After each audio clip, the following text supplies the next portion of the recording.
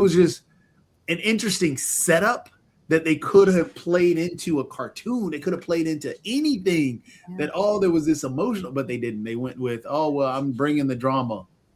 What do you think of the Yes. What do you think of the meh commercial? Because everybody talks about the doldrums that we sometimes get in and everything like that, and they were actually playing on that and everything like that. So, what do you think, Toby, of the meh commercial? I thought it was exactly what it was, man. Meh. It was Meh. okay. It wasn't anything standout.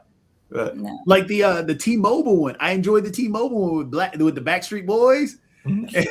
That was funny. And then the tag at the end again when they brought in MGK, and he was supposed to be this next big thing, and the kid didn't want to see MGK. The kid was upset that she missed out on Backstreet Boys. And the funny part about the funny piece was that MGK is more her age and Yeah. more that person that she should look at. The Backstreet Boys is her mom's age. Moms. And it was the fact that the little girl wanted to see Backstreet Boys and not MGK. That was funny to me. It's funny because and I'm going to have to watch that again, but I experienced a similar situation with my little niece when she came to live with me for a while.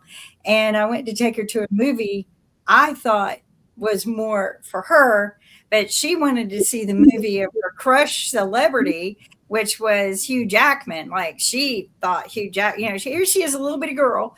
And I'm thinking, Miley Cyrus, right? Let's go see. No, I don't want to go see ugly Miley. And I'm like, but she's your age group. You should, and I'm trying to push that. And she like sat like this the whole time. And I go, okay, fine. If you enjoy Miley, just act like you enjoy it. I'll take you to go see Hugh, but you're going to have to cover your eyes because he's naked in one scene. So, but you're right. Kids, you kind of got to listen to what they want to see, too, right? You have to see what they want to see. What do you think of the movie trailers? Because there were several movie trailers, including one about the aliens come back down here on Earth, and there were a couple of other movie trailer commercials. So, what did you think of the movie trailers? Are you talking about the Disclosure Day? Disclosures, right? Yeah, there were only a couple of movie trailers that I saw, like Disclosure Day. There was the one, the Hail Mary. Hail Mary. Right. Hail Mary. Hail Mary just doesn't look great to me. It looks like kind of a boring movie that they're setting up for. They're trying to do a lot of explanation around it, but I mean, I guess I'm upset about it because they're not really.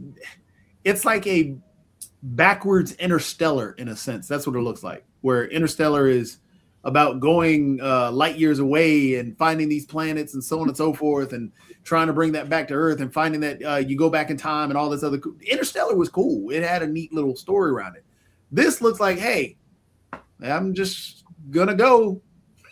It's tough to do aliens because it's like zombies. We've seen too much of it. It's hard to come up with a new angle that'll be interesting. What do you think of Disclosure Day looks interesting though. Something about Disclosure Day looks really interesting, and it looks like it is going to be what Signs should have been. Signs had a decent setup, but then it just failed every little piece after that, where it went to the whole conspiracy. We're going to wear tinfoil hats and the kids are always going to know what to do. And it was just dumb. This looks actually interesting. It looks like it has a good story. And look who's in it. Emily Blunt. I like anything with Emily Blunt. Yeah, Emily is wonderful. Yeah, Emily's a good actress. I think, it's hard to get people's attention with a good ad nowadays because you have to work with so many seconds. You have to get the whole storyline and grab somebody's attention with that. They should use Nick's clip tool, actually. Here, watch the movie and make me a clip. in terms of the ads, it's not that. It's just you can't overthink it. Like some of them tried to overthink, and that's why I was like, these ads are just. That's why I didn't like the eagle and the horse. That was another reason why it just felt overthought. The polar bear. Hey, we're gonna play into this. It's overthought. The Dunkin' Donuts, which is also a minute, that was classic because hey, we're just gonna hit you with some random celebs the C-list celebrities that you used to hate. It was like, hey, you don't know what these people are. question Guess because what? You remember you used to love them. And I the think same they're thing with paying the, about $1 million a minute, maybe more. But how many people do you think watched the Super Bowl? What's the count? 135 million. 35 Well, million. no, it's supposedly more. Well, actually, no, it was 130 for the Super Bowl, 140 some for the halftime. 130. Yeah, because I heard that more people watched the halftime than they watched the game, which I thought was interesting. In fact, they called it, hey, did you watch the Bad Bunny concert with the football game? Yeah, so the big heads at TPUSA probably actually increased the halftime ratings because they threw such a hissy fit about Bad Bunny. Right. Yeah, they were They did. being politically incorrect, if you ask me. They were being totally politically incorrect and totally being, assholes. I'll just put it that way and everything. So they were definitely doing that. Rick, what is your Toilet paper. TP, toilet TP. paper. Did you have any favorite commercials? That's what we're talking about. Toby has No, I ranked them. didn't. I went to it's a good time to go out during the Super Bowl because everybody's in. So I go to the gym. It's nice and empty at the gym. So I saw the halftime show. I saw some of the football. I saw very few of the ads. Gotcha. Yeah, I agree with you. I went into the gym after the halftime as well, but I turned on the TV and watched what I could. But it's hard to hear when I'm working out unless I have headsets that can. Yeah, I got to say though that visual effects no longer win the ad for you. That because there's so much AI slop that nobody's impressed by anything visual anymore. Well, I disagree with that. But what happened this year, which was interesting, this year we had more AI ads and more crypto ads than we had. Yeah, there were definitely crypto ads because Coinbase was there. There was also more candy because I saw the gummies ad, and I'm still trying to figure out that gummies one, and also Bono. You mean the nerd? That was a Nerds ad. And Bono was probably the Nerds ad too. The Svenska vodka ad with the robots, that was panned as maybe one of the creepiest, crappiest ads. Wow. Okay. So the Coinbase actually had the worst ad, which was just a bunch of words on the screen. Yep, that's all that was. And, but you remember it for being the worst, and sometimes they play on that. You know, well, I remember it. Somebody will tell me that they tell you in psychology that you'll remember the worst of something before you will. Oh yeah. Yeah, for me though, I usually try to remember them all because trying to rate them all, I'm like, hey, I remember this ad. I remember what this. Yeah, you've got a different purpose, right? Yeah. But for the most part, most people are going to remember the extreme worst and the extreme best. They're not going to remember those in the middle, but it's going to be the worst that just sticks in your brain and aggravates you. And sometimes that is what they do on purpose. They do that on purpose. So this is for you, Kim, but also to Toby, what did you think? Because they did try to play on some music, because I know I've got some friends in the funk music space that would love to see a funk Super Bowl. So I think Levi's tried to play on the love of funk music and R&B. So what did you think of the Levi's answer? You mean the one? Which one? You talking about the one where you had Doechii at the end? Doechii at the end, right? Yeah, I thought it was okay. It wasn't a standout ad. I knew it was basically they were shaking everybody's butt in front of the camera. That's all it was. That's it. I mean, it didn't impress me. So. And I needed more. They could have taken it a different way. That's why I was like, it's an okay ad. It's not the greatest. Sure, you got Doechii at the end. Woo! But I need more. They definitely with some other ads that use celebrities. Like I'm still trying to figure out Boschy and Guy Fieri. Bosch with Bosch with what's his name? Guy Fieri. Guy Fieri. Right. I didn't like that ad either. I thought it was just okay. Because that one, they used the joke, and the joke didn't hit the first time for me. And so they kept using the same joke. So it became, it's kind of boring. I hate to say this. I used to be a big fan of Guy's. Like, I couldn't wait to watch his next episode. Like, I was one of those fans that just loved him and would binge watch. And then I ate at one of his restaurants. and it was horrible. A horrible Yeah. experience. The food made me sick. It was just didn't taste good. I was so disappointed. I never wanted to watch anything with him again, and I hate that because I think as a personality, he has good, personality. But that whole experience at his restaurant just destroyed my vision of him. So I don't know. Yeah, first experiences will do that. Hey, Jacoby, what do you think? Because we just got out of Santa Claus season and everything like that. But typically, if you drive down, particularly if you got the young kids, because I remember doing it when I was a kid, you're looking at license plates. You are looking at the figures in clouds. And there was the young girl that said that she saw Santa Claus eating a sandwich. Yeah, that was a boring ad. I know which one you're talking about. Yeah, she saw the Santa Claus one. Yeah, I didn't like that one. Even know which one you're talking about. It had a start, but it never paid off. The payoff was supposed to be Santa Claus eating the sandwich, but I agree the payoff didn't really hit because and it was because it was the ad, Kim, where dad and daughter were sitting there driving. Dad looks up and points out a cloud, then asks the daughter. The daughter says, "I see Santa Claus eating the sandwich," or whatever. And then the dad was like, "Oh, that's extremely specific." And then turns on the radio. Then they go down and find Santa eating a sandwich. It was, man, it was. I needed more. What were they selling? I forgot what they were selling. You can't even relate it to what they're trying to sell you. So I can't remember. Was it a soda or something like that? I can't remember. Because the other thing they were selling was that I did see a few like Liquid 4, which I didn't know what that was, and everything. The Liquid Death. Some of the energy drinks. Liquid Death. Liquid Death actually had a good commercial. Yeah, they made that one was the one where the heads were exploding. That was funny. It's Liquid Death, the founder, man, he made billions, God knows, off of what water. I was watching someone else the other day, I forget who it was, that sold his water company that he started when he was younger, but he's a celebrity, a huge celebrity. But he made $4.1 billion off of the sale of his water. Just, had a water company. But he came back from wherever he was at.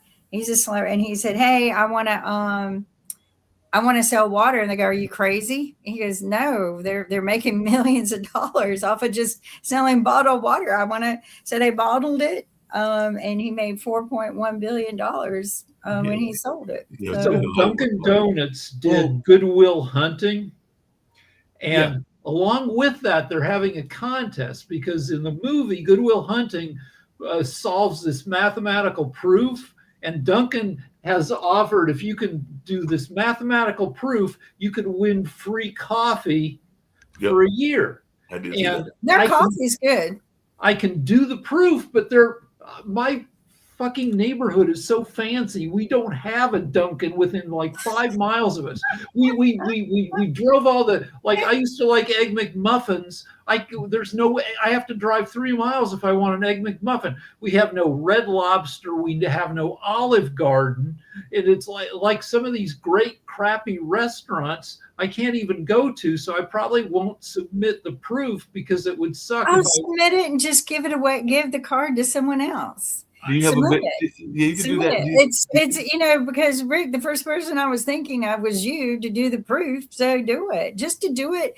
Do it to get the identity. Do it not for, but the coffee would be cool because they do have good coffee. But what happened is your neighborhood and community became a boutique community. Yeah. So you support the independent self-proprietor, which is good, but like we kicked out McDonald's and replaced it with Mendocino Farms. Oh wow! Do y'all I'd be happy. They have good stuff, but Egg McMuffins are good too. Yeah, I like Egg McMuffins. I like Egg McMuffins. Do you have a Biscuitville, or is that only a Southern thing? That's a Southern thing. Mark, that is like Bojangles. That is from I don't know how far we'd have to go to get a Waffle House. Let's see the closest. The Waffle House. So Waffle House is definitely over here, and that's the late They're night. hard to find now for me. There is. There's at least 3 or 4 Waffle Houses in Durham that I'm aware of. Yeah, I know. I've driven past them when I went. I'm not sure we even have a Waffle House in the entire state of California.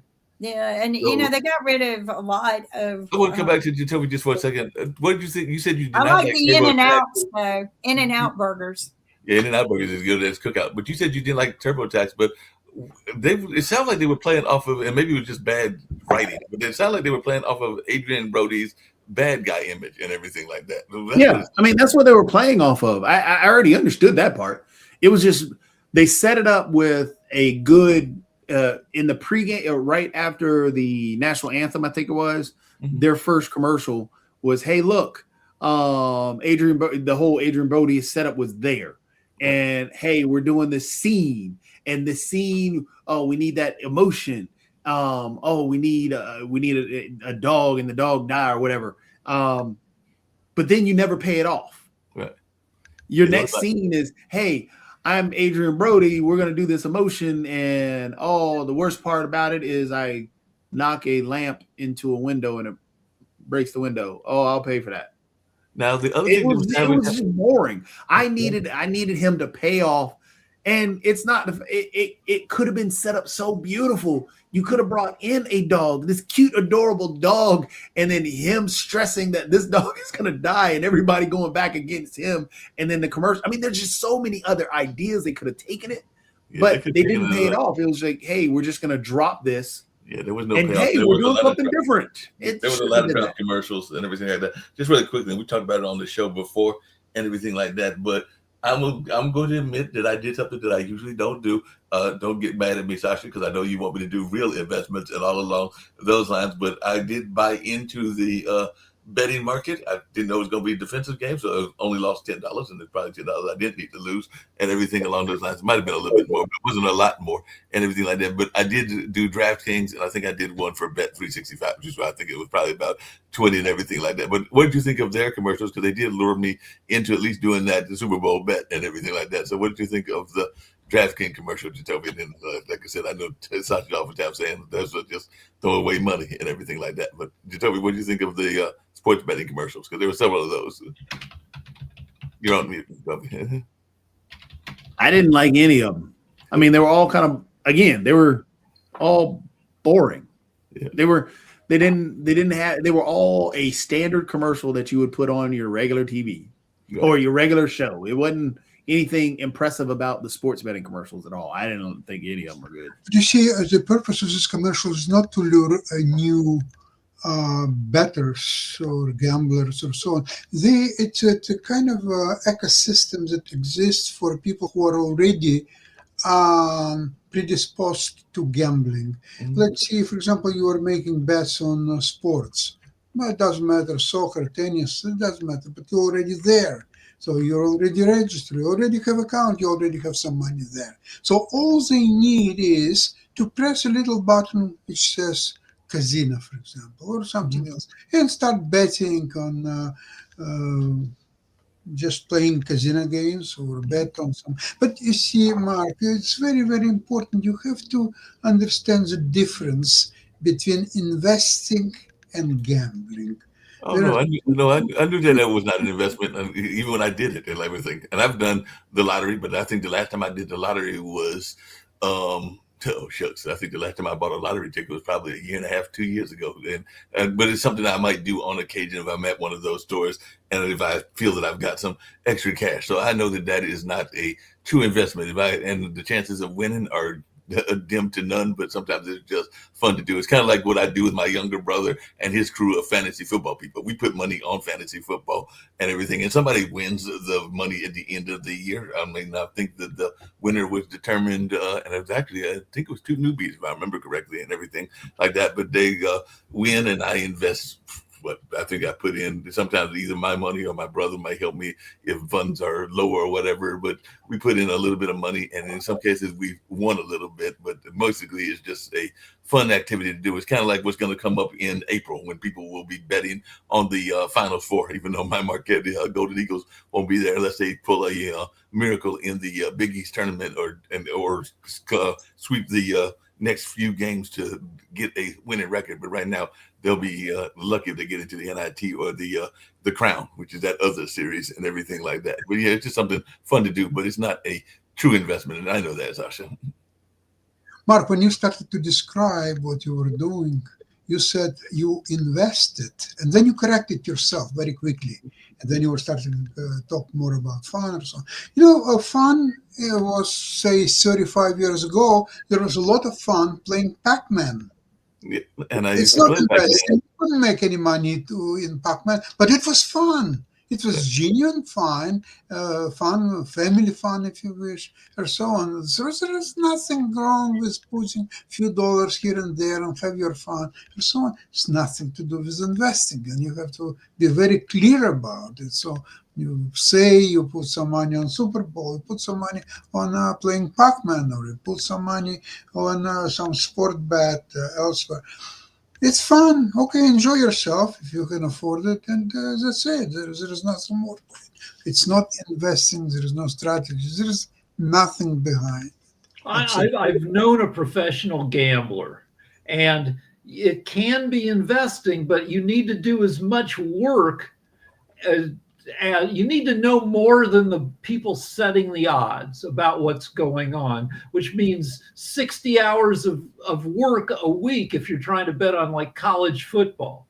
And to your point, Rick, and to your point, Sasha, there is strategy even in fantasy football, because that's actually what they teach me about. Because I think the last 2 or 3 years, I just kind of like one year, which was last year, I think I let the computer randomly pick the players for me. This year, I was doing some of my other jobs and everything like that, so I picked some very bad players. I did make it a decent push because I did some recruiting and some trades that helped him make at least a decent thing. So we have like a losers bowl, and I think I came in like second or third place in that. So I did make a run towards the end and all along those lines. But there is a strategy in some of those things in knowing, to what Rick is saying, the statistics around the players and everything. So even in some of the betting, like I said, I think even in some of the sports betting, it was bets on how many players would score, how many yards Drake May was going to have and everything like that. And if you knew that it was going to be a defensive game, you probably wouldn't have betted on 250 plus, which is actually what I did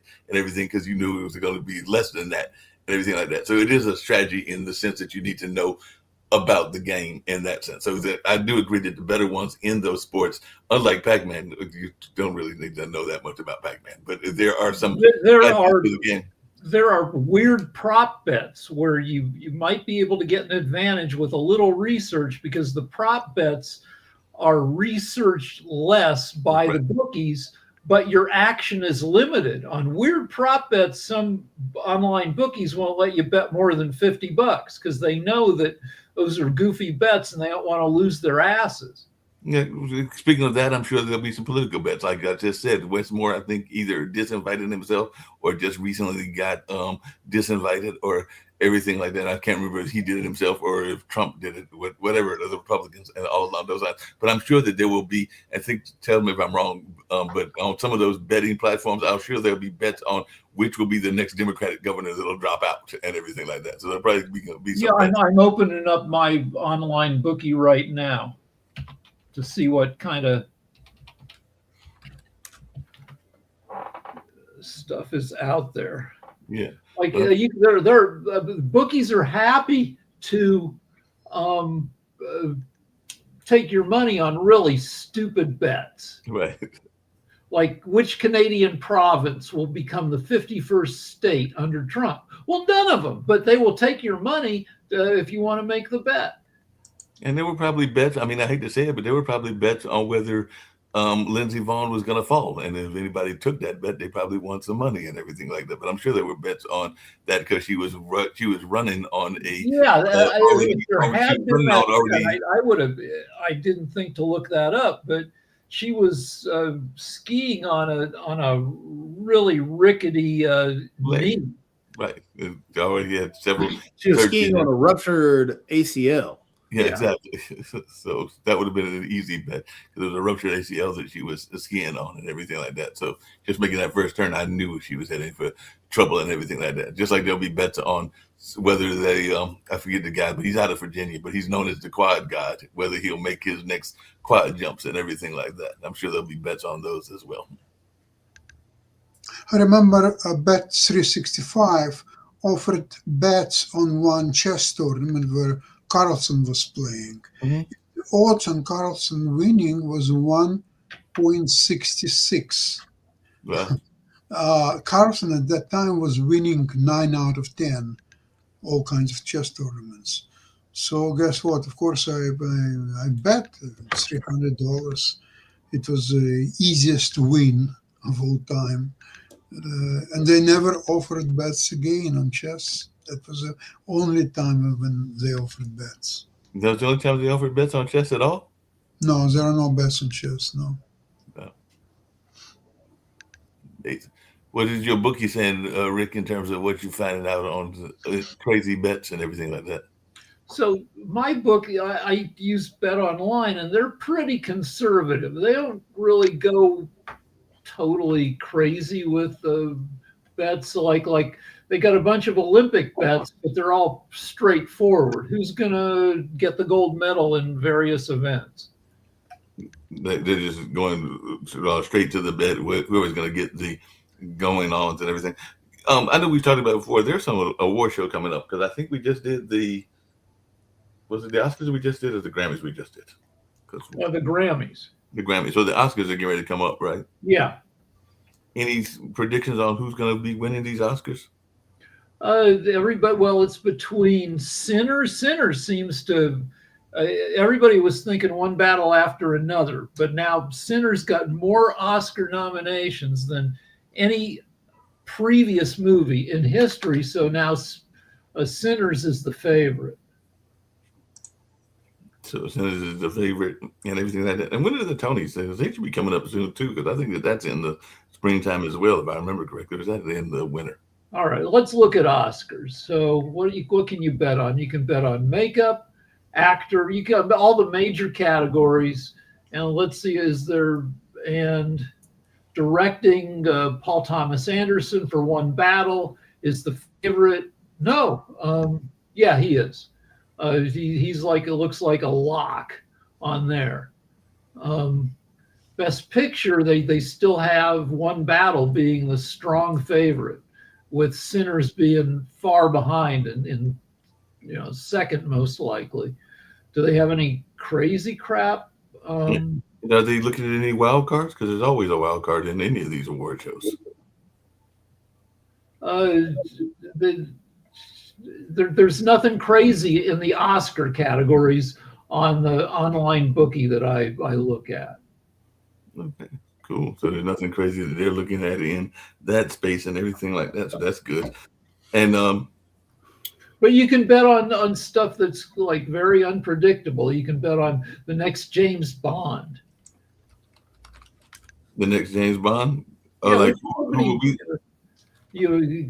People, I don't know, Callum Turner is the favorite, Aaron Taylor Johnson.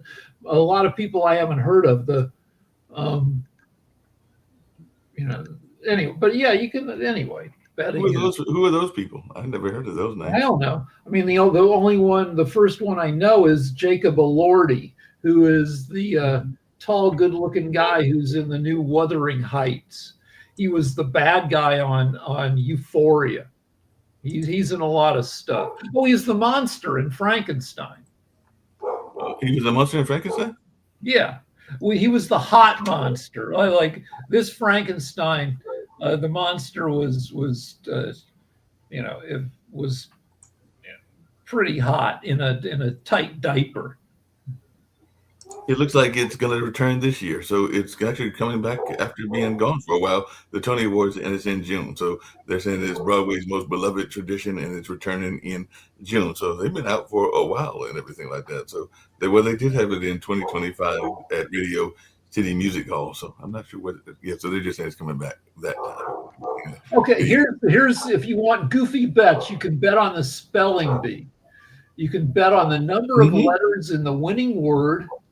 You can bet on whether the winner will wear braces or not, glasses or not. Can you bet on the obvious, like whether and I'm not saying this to say anything about race or anything along those lines, but historically the winner has usually been from India or an Asian country. So can you bet on? You can't, because they do not do categories where it's a lock. And so, that it's an Indian kid is probably going to be a lock.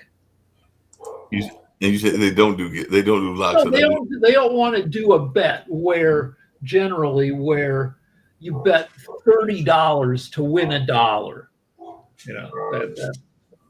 And so if it's almost they don't want to do those kind of bets at all. Not so much.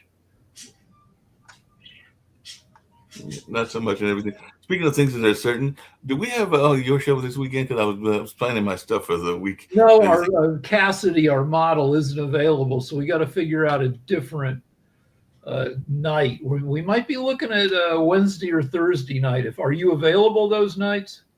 This Wednesday or Thursday? Because I do my show. Or the following.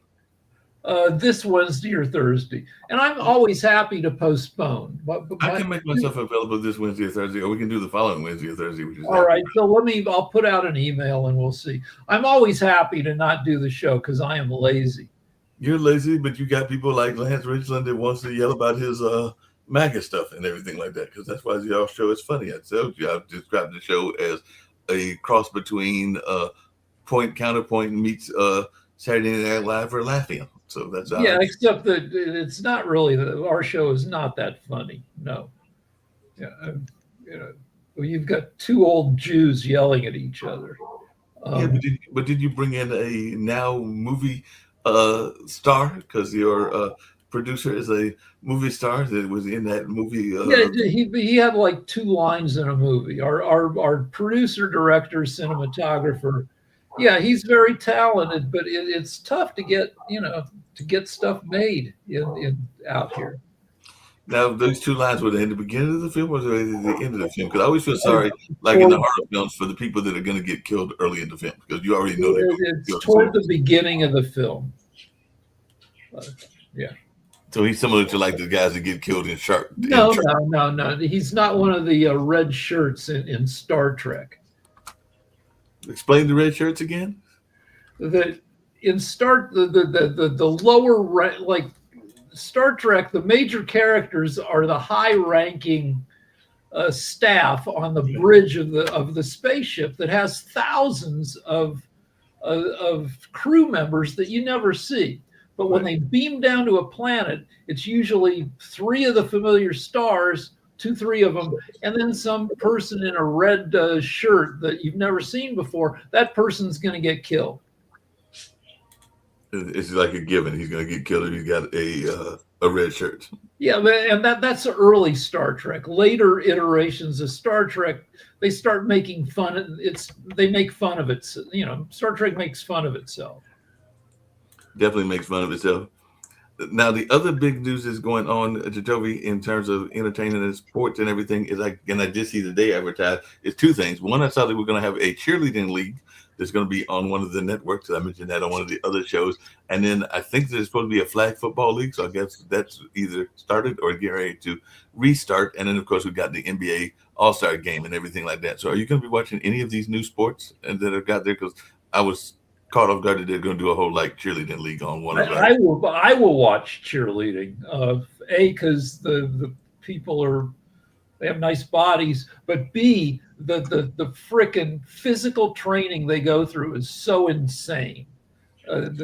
Like Dallas Cowboys cheerleaders, a certain percentage of them every year have to get hip replacement because the physical the squat drops, the spread drops that they do destroys your hip sockets.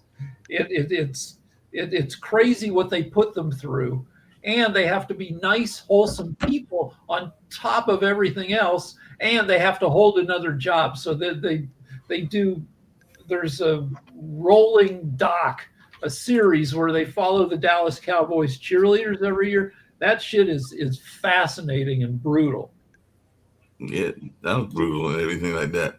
So apparently we got some people that are owning all of media. So that's an article that I just saw and everything like that, because they were talking about the news is increasingly, and I think you talked about this on your show, Rick, synonymous with online news. Over half the U.S. public, 56%, say they often get news through their digital device, compared to less than 1 in 3 who get the news from TV, 1 in 9 who get it from radio, and only 1 in 14 from print publications like newspapers or magazines. So they were talking about this billionaire family, the Sulzberger family, that owns the New York Times, but apparently they also own a lot of Media Dynasty and everything like that.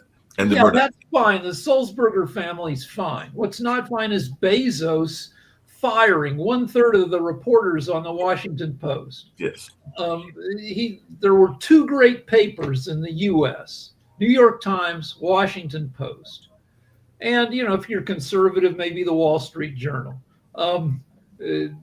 But the Washington Post is now wrecked. It's gone now. He destroyed it. The Washington Post used to stand for truth and integrity and tough reporting. They brought down Nixon. They uncovered Watergate.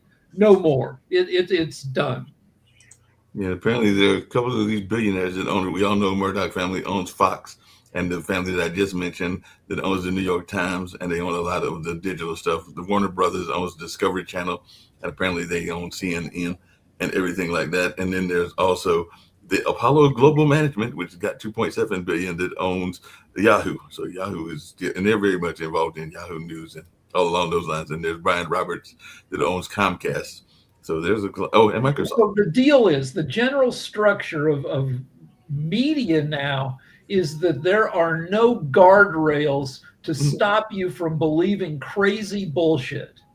I keep saying that in the 70s, when I grew up, my dad was my parents were Republicans. My dad was a small businessman, and everybody in our little town, most people were not crazy because everybody had friends and neighbors and family who, if you started saying crazy crap, your people to your neighbors, to your friends, they would call you on craziness.